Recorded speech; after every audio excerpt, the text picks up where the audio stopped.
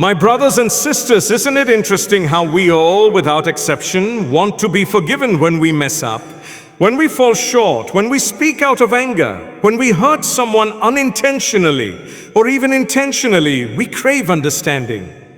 We hope others will overlook our flaws, give us another chance, see the good in us beyond that one moment of weakness.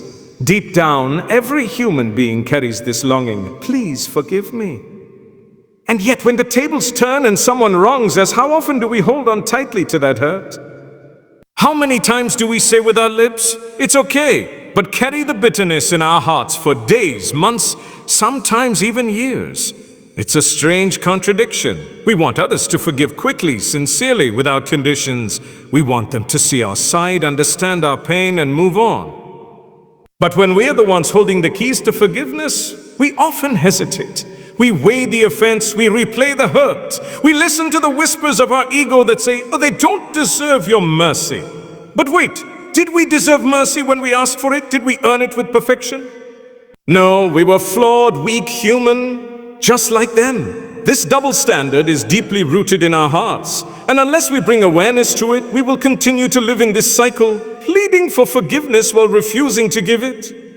Imagine a world where everyone wanted to be forgiven, but no one wanted to forgive. How broken would that society be? Marriages would crumble, friendships would vanish, communities would fall apart. Because forgiveness isn't just a beautiful idea, it's a necessary glue that holds relationships together. Without it, we become isolated souls imprisoned by grudges and past pains. Now think of those moments in your life where you wronged someone. Maybe you raised your voice at your parents, ignored a friend in need, betrayed someone's trust, or lied to protect yourself. Whatever it was, you likely hoped they would understand that you were going through something, that you weren't yourself, that it wasn't your intention to hurt them. You wanted them to judge you by your heart, not just by your mistake. And perhaps they did. And if they didn't, it probably left a scar in you that still lingers. That feeling, the ache of not being forgiven, is something most of us know too well. It's heavy. It slows down our growth. It impacts our self-worth. It haunts our memories. So why would we want to place that same burden on someone else? Ismail ibn Musa Menk is giving speech and beautifully raises this point: how we often measure others by their worst actions while expecting to be measured by our best intentions. That's not just unfair, it's unjust. And as believers, we are called to a higher standard of character. The Prophet Muhammad taught us not only through his words, but more powerfully through his actions. He forgave the people of Taif who stoned him until his sandals were soaked in blood. He forgave Hind, the woman who mutilated the body of his beloved uncle Hamza. He forgave the Quraysh after years of persecution and torture. These weren't minor offenses, they were deep personal wounds, but he still forgave. Not because the offenders deserved it, but because he saw the bigger picture. He knew that mercy melts hearts in ways revenge never could.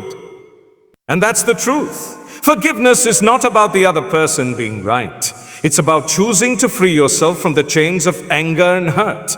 It's about refusing to be a prisoner of someone else's mistake. When we forgive, we aren't saying, "Oh, what you did was okay." We're saying, "I choose to rise above it." Look at the people around you. Your spouse, your siblings, your friends, your co-workers. How many of them have made mistakes? And how many times have you made mistakes with them? If every relationship was judged by one mistake, none would survive.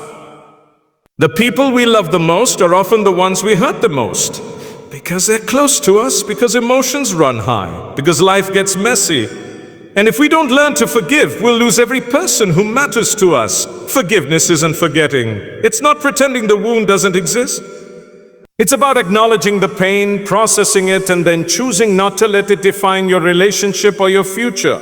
It's about looking someone in the eye and saying, "You hurt me, but I value you more than this moment of hurt." That takes courage. That takes maturity. That takes faith. And yes, forgiveness can feel unfair, especially when the person doesn't apologize or doesn't seem to care or repeats their mistakes. But remember this, you don't forgive for their sake, you forgive for yours. Because carrying hate and resentment is like drinking poison and expecting the other person to suffer. It doesn't work. It only corrodes your soul. There's a reason Allah places so much emphasis on forgiveness. Not just divine forgiveness, but human forgiveness too. When He says, "I'll let them pardon and overlook," would you not love for Allah to forgive you? No, 24:22. He's reminding us of the connection between the mercy we give and the mercy we receive. It's easy to be merciful when the offense is small, but the real test is when the pain runs deep. That's when our faith is revealed. That's when we ask ourselves, do I really want to be a person of ihsan? Am I seeking Allah's pleasure or just feeding my ego? Sometimes forgiveness is a process. It doesn't happen overnight, and that's okay. What matters is the intention, the willingness to move in that direction, to soften the heart bit by bit, to ask Allah to help you let go. Because forgiveness is a gift you give yourself first. It heals you. It allows you to love again, trust again, breathe again. So the next time someone wrongs you, ask yourself, what would I want if I were in their shoes? The answer is usually simple: understanding, patience, mercy. Then be brave enough to give that. Because in giving it, you may just unlock your own doors to being forgiven by people, and more importantly, by Allah. And that, my brothers and sisters, a gift no one should live without.